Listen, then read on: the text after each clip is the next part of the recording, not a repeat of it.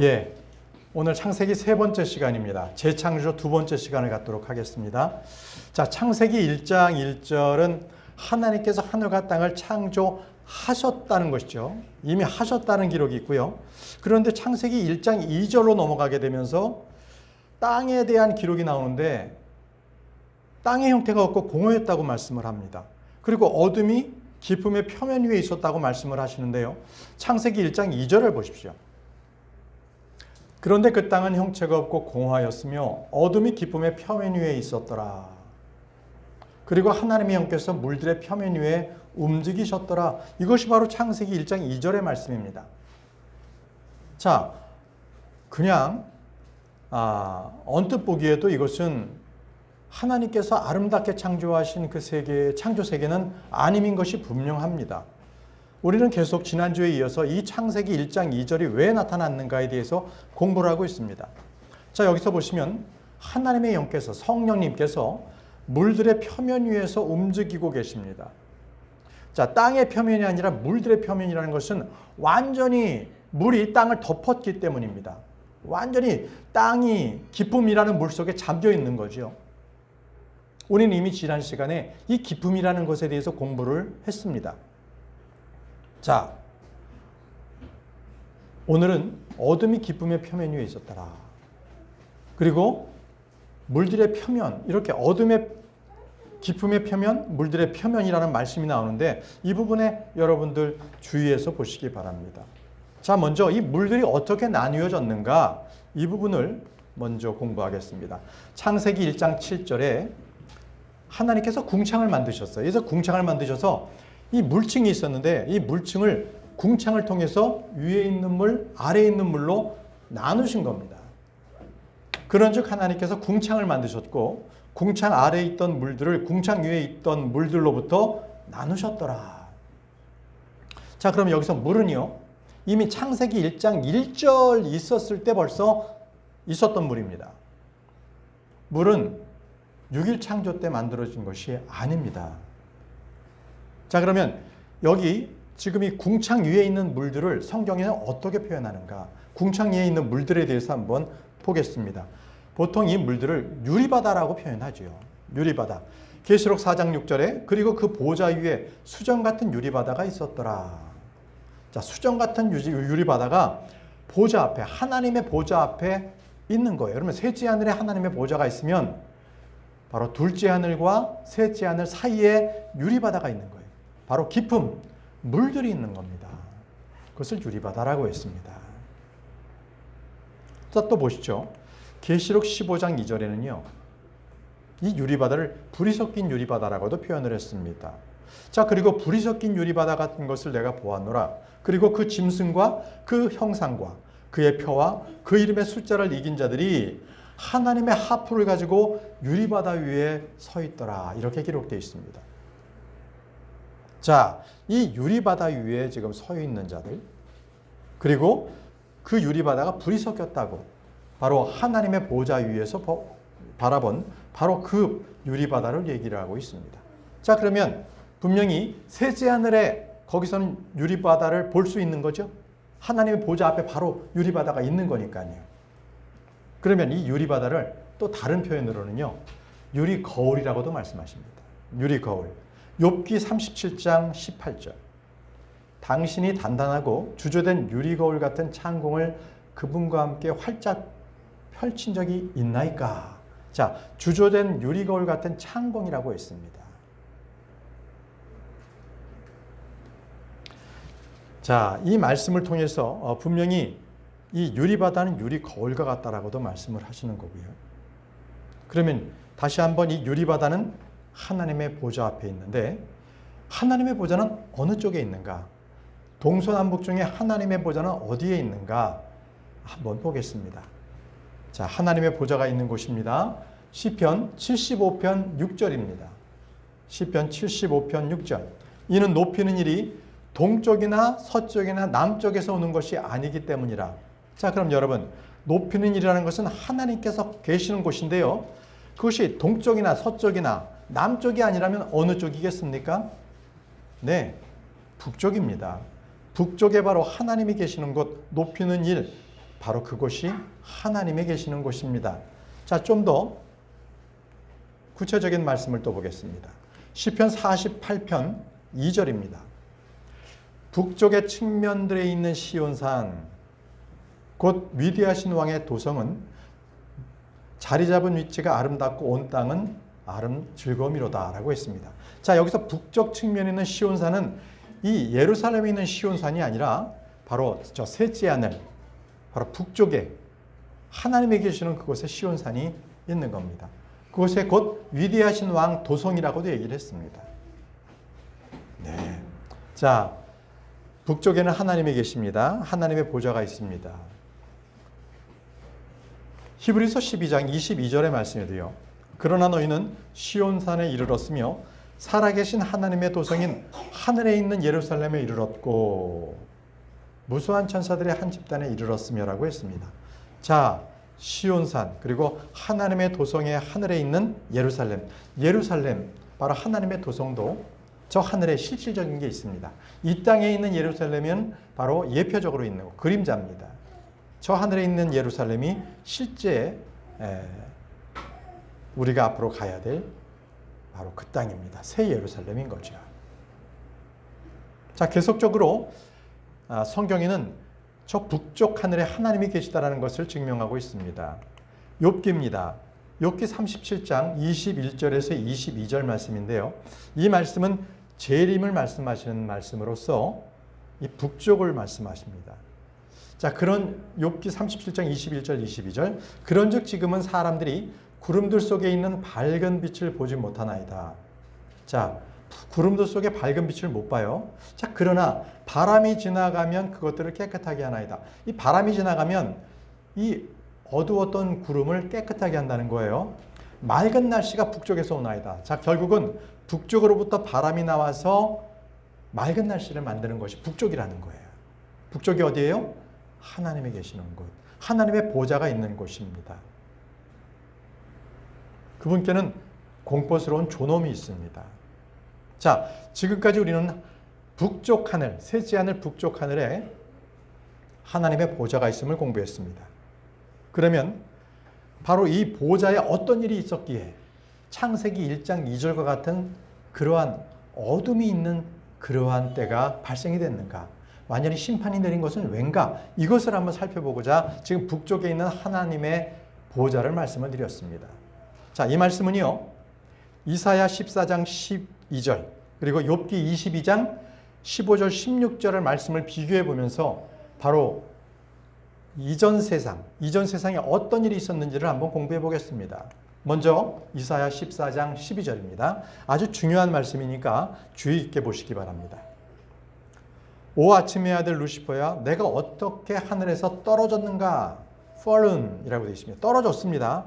자, 민족들을 약하게 하던 내가 어떻게 끊어졌는가? cut down입니다. 끊어졌습니다. 그래서 끊어져서 땅바닥으로 떨어졌습니다. 자, 이것은 루시퍼가 반역을 했습니다. 하나님을 대적했기 때문에 그가 떨어졌어요. 하늘에서부터 떨어졌습니다. 셋째 하늘에서 떨어진 겁니다.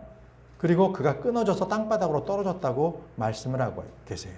자, 여기서 컷다운이라는 것을 기억하시고요. 욥기로 넘어가 보겠습니다. 욥기 22장 15절에서 16절. 너는 사악한 사람들이 밟던 옛 길을 유의해 보았느냐? 그들이 때에 맞지 않게 잘려져 나갔으며 cut down out of time입니다. 때에 맞지 않게 잘려져 나갔다. 그렇게 함으로써 그들의 기초가 홍수로 뒤덮였다는 거예요. 홍수로 뒤덮였다. 자, 먼저 사악한 사탄이 잘려나가서 컷다운 해가지고 땅바닥으로 떨어졌죠. 그런데 그게 언제 있었냐면요. 컷다운 out of time. out of time이라는 것은 여기서 이 때에 맞지 않게 번역됐지만 이 부분은 또 어떻게 번역할 수 있냐면 out of time. 시간이 시작되기 전. out of time. 시간 밖에 있었던 때. 예? 그렇기 때문에 시간이 시작되기 전이라고 말씀을 드릴 수 있습니다. 결국은 시작이 시작되기 전에 사악한 사람들이 있었습니다. 그 사악한 사람들이라는 것은 바로 성경의 여러 군데에서 그 정체가 드러나고 있는데 그것은 바로 마귀와 그를 추종하는 타락한 천사들입니다. 그러면 여기에서 그들의 기초가 홍수로 뒤덮였다고 하는 것인데 이것은 여러분들 기본적으로 생각하시더라도 이거는 노아 홍수는 아니겠죠. 바로 영적인 존재들이 지금 죄를 지었기 때문에 노아 홍수는 분명히 아닙니다. 노아 홍수 때 이들이 이 범죄한 천사들 루시퍼가 잘려나간 게 아니죠. 그러면 여기서 말하는 홍수는 어떤 홍수를 말합니까? 자, 바로 창세기 1장 2절에 물들의 기품을 말합니다. 기품. 근데 이 기품을요, 베드로 후서에서는 바로 물의 넘침이라고 표현을 하고 있습니다. 물의 넘침. 자, 베드로후서 3장을 가보겠습니다. 베드로후서 3장 4절에서 5절도요. 창세기 1장 2절을 비교해서 정확하게 재창조를 설명하는 말씀입니다. 말하기를 그분께서 오신다는 약속이 어디에 있느냐? 이는 믿지 않는 자들이 얘기하는 겁니다. 이는 조상들이 잠든 이래로 모든 것들이 창조의 시작부터 그들이 존재하는 대로 지속되기 때문이라 하리라. 자, 이는 하나님의 말씀에 하여 예로부터 하늘들이 있었다는 것과 땅이 물 밖에 있었다가 물 안에 있었다는 것을 이것에 관하여 그들이 일부러 무지하려 하기 때문에 믿지 않으려고 하는 거예요. 그렇기 때문에 그들은 창조부터 시작됐던 것들이 똑같이 있지 변화된 것은 없다. 재창조는 없다. 이렇게 얘기를 하고 있는데 그것은 끝의 말씀인 거예요. 그들이 무지하기 때문에 재창조를 믿지 않으려 한다고 말씀을 하고 있는 겁니다. 자, 여기서 주의해서 보셔야 될 것은요. 자, 땅이 물 밖에 있었다가 물 안에 있었다는 거예요. 엄청난 땅의 물의 소용돌이가 땅에 있었는데 그것은 노아의 홍수하고는 다릅니다. 자, 노아의 홍수는요, 그냥 비가 40일 동안 와서 지표면을 덮었을 뿐입니다. 그런데 지금 말씀하시는 것은 하늘들까지도 다 물들로 완전히 덮어버린 거예요. 온 우주가 물속에 잠겨버린 것을 말하고 있는 겁니다. 바로 창세기 1장 2절을 말씀하고 있는 거죠. 자, 베드로후서 3장 6절과 7절의 말씀에서도요. 그때 있던 세상이라고 말합니다. 지금 물 안에 있었고 물 밖에 있었던 그 땅에 있었던 바로 그때가 그때 있던 세상이에요. 지금 세상이 아닙니다. 그때 있던 세상은 물이 넘쳐 흐르게 되어 물에 의하여 멸망하였도다. 자, 그때 있던 세상입니다. 노아의 홍수는 세상이 아니라 땅만 멸망시켰어요. 그런데 지금은 세상이라고 합니다. 권세 잡은 자들까지도 완전히 멸망을 시킨 것입니다. 그러나 지금 있는 하늘과 땅은 동일한 말씀에 의해 간수되고 있으니 불경거하는 사람들의 심판과 파멸의 날을 대비하여 불살라지기 위해 간직되어 있느니라. 자, 바로 사탄을 위해서 마련한 것이 지옥이잖아요. 근데 지옥에는 누가 가요? 지금 말씀하신 대로 불경건한 사람들도 갑니다. 바로 지금 말씀하고 있는 것이 바로 그때 있던 세상에 죄 지은 천사들, 그들을 위해서 만들었던 그 심판날, 파면의 날을 불경건한 사람들도 그날에 불살라질 것이라고 말씀을 하고 있는 겁니다. 아주 말씀은 정확합니다. 한 번 더 정리해드리면요. 물에 넘침으로 멸망했다고 지금 말씀하고 있잖아요. 물이 넘쳐 흐르게 되어 물에 의해 멸망했다는 것은 노아의 홍수가 아니라는 겁니다. 바로 창세기 1장 2절을 분명하게 말씀하고 있는 겁니다. 자, 그래서 여러분들에게 성경 말씀으로 세상이 3번 있다라는 것을 여러분들에게 정리해 드리겠습니다. 이 세상은 3번 있습니다.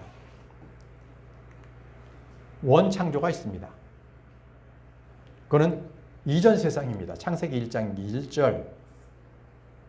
그것을 우리는 성경에서는 그때 있던 세상이라고 말합니다.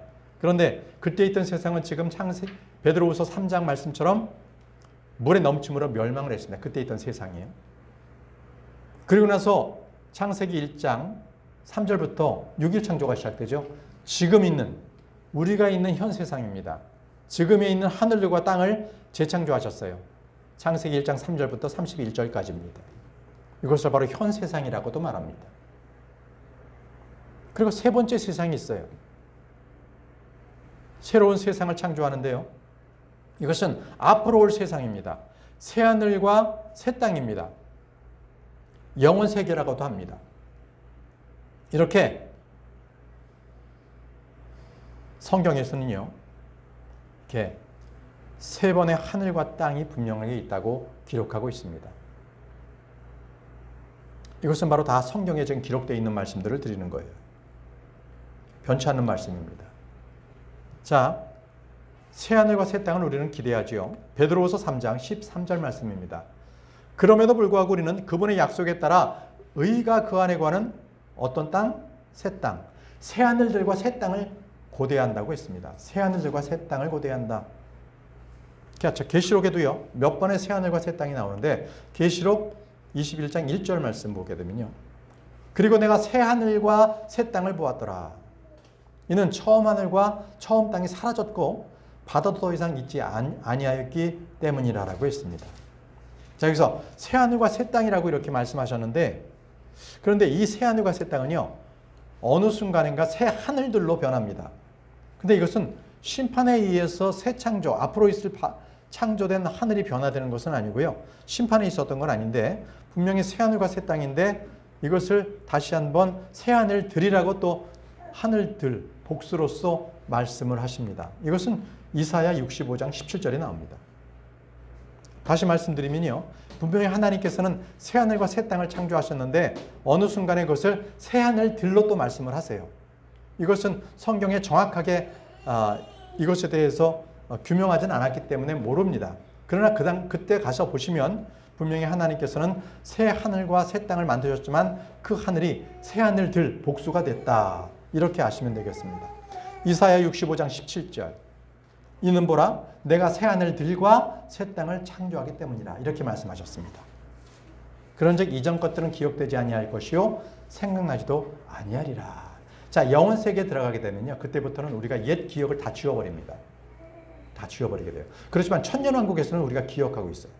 이유는요. 천년왕국 이후에 이제 백보자 심판이 있잖아요. 그 백보자 심판을 받는 바로 그 사람들을 보고서 성도들이 울음을 터뜨립니다. 그리고 이렇게 영혼 세계로 들어갈 때 주님께서 그때 말씀하세요. 다시는 울음이 없을 것이다 라고 하세요. 이 말씀과 바로 연관이 돼요. 우리의 기억이 완전히 그때는 다 지워져요. 그리고 영혼 세계로 들어갑니다. 자, 이제부터 다시 또 창세기 1장 2절에 대한 부분이 왜 재창조인가를 설명하기 위해서는 아주 중요한 단어 하나를 소개하겠습니다. 다시 채우고라는 리플레니시입니다. 리플레니시. 창세기 1장 28절을 보겠습니다. 이 부분은요. 킹제임스 성경만이 정확한 어휘로서 번역을 했기 때문에 다른 이 신학자들이 공격하는 그런 빌미가 되는데 이건 정확합니다. 창세기 1장 28절입니다. 그리고 하나님께서 그들에게 복을 주셨으며 하나님께서 그들에게 말씀하시기를 다산하고 번성하여 땅을 다시 채우고 라고 했습니다. 땅을 다시 채우고 리플레니시 그것을 정복하라. 또 바다의 물고기와 공중의 날짐승과 땅 위에서 움직이고 살아있는 각각의 모든 것을 지배하라 하셨습니다.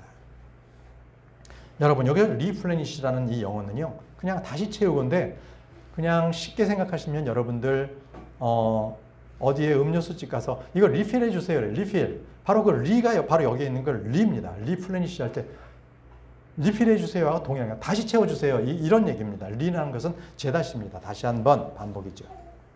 그래서 여기 리플레니시는 다시 채우다라는 겁니다. 이 리플레니시는요. 아담에게 다시 채우라고 말씀하셨어요. 여기 지금 아담에게 지금 다시 채우라고 지금 말씀하시는 겁니다. 왜요? 이전에 있었던 세상이 멸망했기 때문에 다시 이 땅을 채우라는 거예요. 이 땅을 채우라.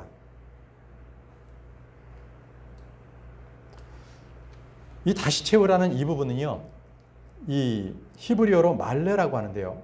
이 말레는 다시 채우다라는 뜻도 있고 채우다라는 두 가지 뜻이 있어요.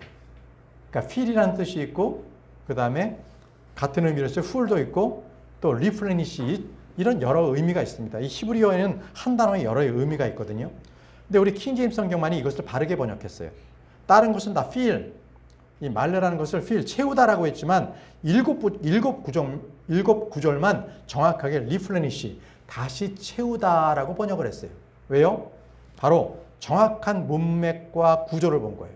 그것이 바로 킹제임스 성경을 번역한 아주 우수한 그러한 번역자들에 의해서 번역이 된 바로 그 성경인 것을 다시 한번 말씀하고 있는 거죠. 자, 이번에는 노아에게 말씀하셨습니다. 리플레니시, 다시 채우라고 하셨죠. 창세기 9장 1절은 노아의 홍수 이후에 노아에게 하신 말씀입니다. 그리고 하나님께서 노아와 그의 아들들에게 복을 주시며 그들에게 같이 말씀하셨느니라. 다산하고 번성하여 땅을 다시 채우라. 리플레니시, 다시 채우라라고 했습니다. 바로 아담에게도 다시 채우라. 그리고 그 땅이 다 멸망했잖아요.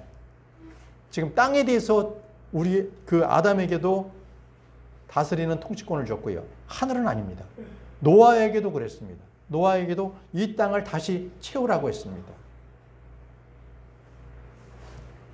자, 이것은요, 하늘들과 땅의 생성들이 다르기 때문에 이전에 있었던 하늘들과 땅이 있었고 지금 있는 하늘과 땅, 앞으로 있을 하늘과 땅이 있기 때문에 다릅니다. 그래서 성경에서도요, 하늘과 땅을 할 때 여러 세대가 있다라고 말씀을 하고 계세요. 하늘과 땅도 여러 세대가 있다. 제너레이션이 다르다. 창세기 2장 4절 말씀이 정확하게 증명해 주십니다. 이것들이 하늘들의 생성들과 땅의 생성들이니, 자, 이것이 바로 the generations of the heavens and of the earth. 이게 generations가 세대들이에요. 하늘들과 땅이 그러한 세대들이 여러 개가 있다는 거예요. 복수지 않습니까? generations. 생성의 세대들이 다르다는 거죠. 이것이 바로 창세기 2장 4절에 분명하게 하나님께서 못 박아 놓으신 거예요. 그래서 창세기 1장 1절에 하늘들과 땅이 있었죠. 하늘과 땅이 있었는데 그것이 창세기 2장 1절에는 하늘들과 땅으로 변하고 2장 1절에, 그리고 창세기 2장 4절에서는 하늘들과 땅, 이렇게 바로 창세기 2장 1절부터는 하늘들로 말씀을 하고 계십니다. 그래서 여기 지금 창세기 2장 4절에 복수로 말하는 거예요. 하늘들과 땅의 생성 세대들, 복수입니다. 복수. 하나가, 하늘과 땅이 한 번만 있었다는 게 아니라 여러 세대에 있었다는 거죠. 그래서 주님께서는 아담과 노아에게 다시 그 땅을 채우라, 다시 채우라고 명령을 하셨던 겁니다. 자, 이제 다른 관점에서 한번 또 창세기 1장 2절이 재창조다라는 부분을 말씀드리기 위해서 어둠에 대해서, 우리가 지난 시간에는 기쁨에 대해서 공부했는데 이번에는 어둠에 대해서 공부해 보도록 하겠습니다. 창세기 1장 2절에 그런데 그 땅은 형태가 없고 공허하였으며 어둠이 기쁨의 표면 위에 있었더라. 어둠이 기쁨의 표면 위에 있었다고 합니다. 어둠. 자, 우리는 어둠에 대해서 살펴볼 것입니다. 이것은, 어둠이라는 것은요, 성경에서 언제나 나쁩니다. 어둠은 나쁜 거예요. 근데 빛은 언제나 좋은 뜻으로 나타내는 것이 성경의 말씀입니다. 그래서 창세기 1장 1절과 창세기 1장 3절 사이에 어둠이 있었다는 창세기 1장 2절은 나쁜 것을 표현하는 거예요. 나쁜 것. 요한일서 1장 5절에요. 그런즉 우리가 그분의 관여 듣고 너에게 선언하는 전언이 이것이니 곧 하나님께서는 빛이십니다. 하나님께서는 빛이시고 그분 안에는 어둠이 전혀 없다는 거예요. 어둠은 나쁜 겁니다. 그래서 빛이신, 좋으신, 선하신 하나님 안에는 빛 이외에는 어둠이 전혀 없다라고 말씀하고 있는 겁니다. 어둠은 전혀 없다. 아브라함에게 임했던 어둠을 보십시오. 창세기 15장 12절. 그리고 나서 해가 지고 있었을 때에 깊은 잠이 아브라함에게 쏟아졌더라. 그런즉 보라, 심한 어둠으로 인하여 공포심이 그에게 임하였더라. 아브라함에게도 어둠이 임했더니 그가 불안한 거예요. 하나님께서 함께 하셨는데 어둠이 임하니까 그가 두려움을 가진 거죠. 공포심이 있었습니다. 그리고 모세가요, 파라오에게 대적해서 하늘을 향해서 손을 뻗었을 때 이집트 온 땅이 짙은 흑암, 어둠 가운데 있었습니다. 출애굽기 10장 22절입니다. 그러자 모세가 하늘을 향하여 자기 손을 앞으로 뻗었으니 짙은 흑암이 3일 동안 이집트 전역에 있었더라. 이 흑암이 주는 그 두려움이 이집트 민족 백성들에게 막 몰아닥친 거예요. 그렇기 때문에 그 어둠 속에 3일 동안 있었던, 말씀 잘못 들었네. 이집트 사람들입니다. 이집트 사람들에게 어둠이 임했기 때문에 그들은 두려웠어요. 심판이 임했다는 것을 그들이 안 거죠. 계속적으로 이렇게 이집트에 이스라엘 백성들을 꺼집어내기 위해서 주님께서는 계속 그곳에 심판하시고 계시는 겁니다. 또 주님께서는 이스라엘이 죄를 지으면은요, 어둠에서 더듬을 것이다. 대낮 가운데서도 더듬을 것이다. 죄를 지으면 그렇다는 것을 말씀을 하셨습니다. 신명기 28장 28절에서 29절. 너는 마치 눈먼 자가 어둠 속에서 더듬듯 대낮에 더듬을 것이요. 너는 너희 길들 가운데서 형통하지 못하리라고 말씀하셨습니다. 자, 어둠 속에서 더듬는 거예요. 대낮에도 어둠 가운데서. 왜? 이것은 하나님께서 그들을 심판하셨기 때문에, 심판하실 것이기 때문에 이런 말씀을 하신 거예요. 자, 그래서 어둠은 언제나 사망 또는 심판과 연관이 있습니다. 어둠은 좋은 얘기가 아닙니다. 어둠은. 사무엘상 2장 9절에도요. 사악한 자들은 어둠 속에서 말이 없으리라고 했습니다. 어둠 속에서 말이 없어요. 또 이 욥기 10장 21절에서 22절에서도요. 죄가 되돌아가지 못할 것 바로 어둠의 지역이자 사망의 그림자의 지역이라고 말했습니다. 죄가 가기 전에 그리하옵소서. 어둠의 지역은 어둠 그 자체와 같나이다. 그리고 사망의 그림자의 지역은 어떤 질서도 없으며 빛이 어둠과 같은 곳입니다. 어둠으로 가득한 곳, 두려운 곳, 공포스러운 곳, 이렇게 표현하고 있는 것이 어둠입니다. 그러면 창세기 1장 2절에 어둠이 있으면 그게 좋은 창조였겠어요? 아닙니다. 심판받은 바로 그러한 하늘과 땅을 말하고 있는 거죠. 그리고요, 어둠은요, 대환란 때에도 어둠이 나와서 대환란 특징입니다. 어둠은. 이사야 8장 22절입니다. 이사야 8장 22절. 그리고 나서 그들은 땅을 바라보니 곤경과 어둠과 극심한 고통의 침침함을 목도하리라. 이윽고 그들은 어둠으로 밀려나리라. 어둠으로 밀려나요. 어둠이 있고요. 그래서요, 모든 예언자들, 예레미야에서부터 스가랴까지요, 모든 예언자들이 이 땅에 다가올 심판을 예언했었을 때 그 묘사된 그 심판의 말씀 중에는 항상 어둠이란 단어가 있었습니다. 어둠. 자, 예레미야서를 한번 보겠습니다. 예레미야 13장 16절에 그분께서 어둠을 야기하시기 전에 너희 발이 어두운 산들 위에 걸려 넘어지기 전에 너희가 빛을 찾는 동안에 그분께서 그것을 사망의 그림자로 바꾸시고 그것을 지독한 어둠으로 만드시기 전에 주 너희 하나님께 영광을 돌리라. 빨리 돌이키라는 거예요. 어둠이 임하기 전에, 사망의 그림자가 지독한 어두움으로 있기 전에, 너희를 만들기 전에 빨리 돌이키라는 겁니다. 우리 주님께서도 신약에서도요, 바로 엄중한 경고를 하실 때는 계속 바깥 어둠 속에 내 던진다고 말씀해요. 바깥 어둠 속으로. 마태복음 8장 12절 보십시오. 마태복음 8장 12절. 그러나 왕국의 자녀들은 바깥 어둠 속으로 내던져지리니 거기에는 울며 이는 가는 일이 있으리라. 어둠 속으로 내던져지는 거예요. 거기서 울고 이를 갈고, 정말 왜 이를 갈아요? 그 참혹함, 그 고통 속에 이를 가는 거예요. 너무 아파서, 너무 끔찍해서. 마태복음 22장 13절에도 그의 손발을 묶고 그를 데리고 나가 바깥 어둠 속으로 그를 던지라. 거기는 울며 이를 가는 일이 있으리라. 이렇게 말씀하셨습니다. 바깥 어둠 속으로 그를 던지라는 거예요. 마태복음 25장 30절에도 바깥 어둠 속으로 던지라. 거기는 울며 이는 가는 일이 있느니라. 이렇게 계속 말씀하고 있습니다. 여러분, 왜 어둠 속으로 던지라고 하십니까? 이들이 다 악하기 때문에 그런 거예요. 악하기 때문에. 제대로 일을 하지 않은 무익한 정도 악한 자입니다. 요한복음 3장 19절에 그런즉 이것은 정죄의 근거니 곧 빛이 세상 속으로 들어왔으나 사람들이 그들의 행실이 악함으로, 그들이 악함으로 빛보다는 도리어 어둠을 사랑한 것이라. 어둠을 사랑한 거예요. 악한 자이기 때문에 그들이 어둠 속으로 가는 거죠. 그들에게는 어둠이 있습니다. 빛이 없습니다. 이 어둠에 대한 마지막 구절로서는요, 계시록 16장에 나옵니다. 어둠이라는 것. 보세요. 계시록 16장 10절에서 11절.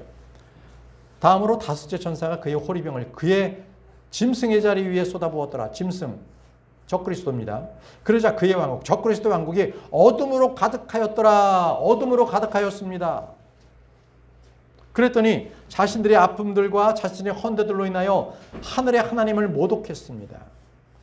그들은 자신의 행실들을 회개하지 않았습니다. 바로 적그리스도의 왕국에 살아가는 그들은 이미 하나님의 그 모든 징계와 심판을 그들은 멸시했어요. 자, 이렇게 어둠에 대해서 계속 말씀드린 것은 창세기 1장 2절에 나오는 그 어둠에 대해서 설명드리려고 하는 거예요. 생각해 보세요. 이제 창세기 그 1장 2절에 사탄이 반역해가지고 어두웠죠? 창세기 1장 2절 어두웠죠? 두 번째 어두웠던 때가 언제냐면요. 예수님께서 갈보리 십자가에 달려 죽으셨을 때, 그때 어두워졌어요. 3시간 동안. 12시에서 오후 3시까지 어두워졌습니다. 마지막으로는요, 심판이 대환란에 임할 때에 그때 어둡습니다. 주의 날 때. 자, 이것은 요엘서에 나오는데요. 요엘서 2장 1절에서 2절입니다. 자, 오늘 끝구절입니다. 오늘 끝구절인데요. 너희는 시온에서 나팔을 불고 나의 거룩한 산에서 경보를 울리라. 그 지역의 모든 거주자들을 떨게 하라. 이는 주의 날이 오기 때문이요. 그 날이 임박하여 가깝기 때문이라. 곧 어둠과 암울의 날이요. 구름들과 짙은 흑암의 날이며 라고 했습니다. 자, 주의 날에 어둠과 암울의 날이 있고요. 구름들과 짙은 흑암의 날이라고 말씀을 하고 있습니다. 자, 여러분, 오늘 여러 가지 상황들을 종합해 볼 때 창세기 1장 2절의 이 어둠은요, 우주의 첫 번째 질서라고 말씀드리기는 좀 어려울 것 같습니다. 어둠이라는 것은 항상 죄의 결과, 그 삭을 말하고 있습니다. 하나님은 빛이십니다. 하늘도 빛입니다. 그러므로 높으신 하나님께서 어둠으로 시작됐다. 창세기 1장 2절은 그것은 생각할 수도 없는 그러한 상황입니다. 자, 오늘은 창세기 1장 2절에 대해서 우리가 공부를 했습니다. 자, 기도하고 마치도록 하겠습니다.